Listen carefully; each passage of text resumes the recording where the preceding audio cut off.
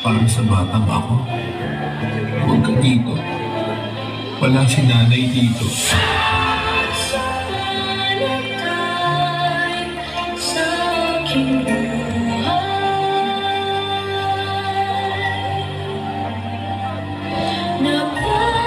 Ngayon alam ko na.